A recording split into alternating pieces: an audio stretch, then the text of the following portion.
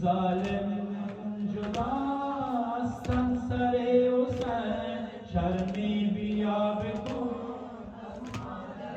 حسین القوم تشنهش ای بی حیا نگر القوم تشنهش ای بی حیا نگر با چکم پانه بر پیکرش دگر لب تشنه سوخته هست من زینب من ظالم مکن جدا شرمی بیا بکن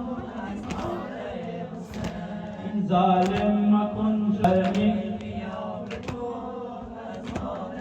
حسین باران نیزرم بر پیکرش ببین باران نیزرم بر پیکرش ببین تشنه لبید گلوی حنجرش ببین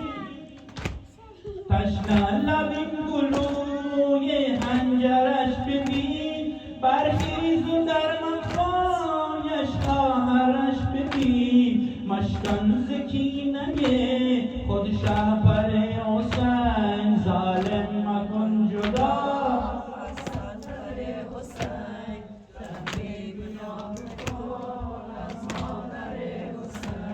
ظالم مکن جدا از تن سر حسین شرمی حسین هستی تو ای ستم دیده حسین من هستی تو ای ستم دیده حسین من هستی تو ای ستم دیده حسین من مهنت کشی بلا دیده حسین من منت کشی بلا دیده حسین من ماشاءالله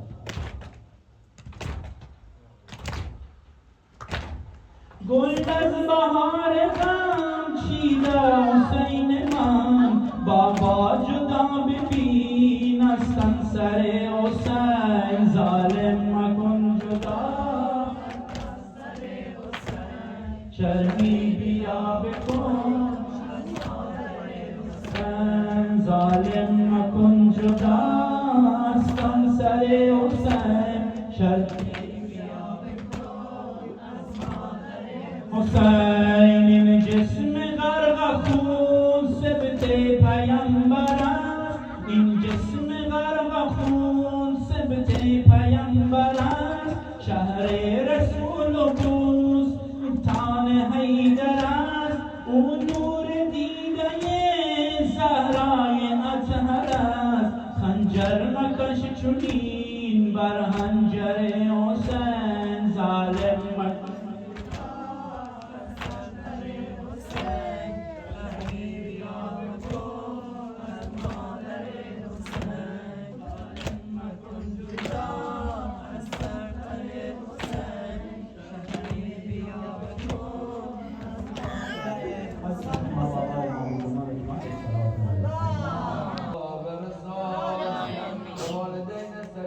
کبیر رحمت کن تمام ما را ذکرم با مامون ابا عبدالله الحسین در قیامت شفاعت مولا و در دنیا زیارتش بهره مند بفرما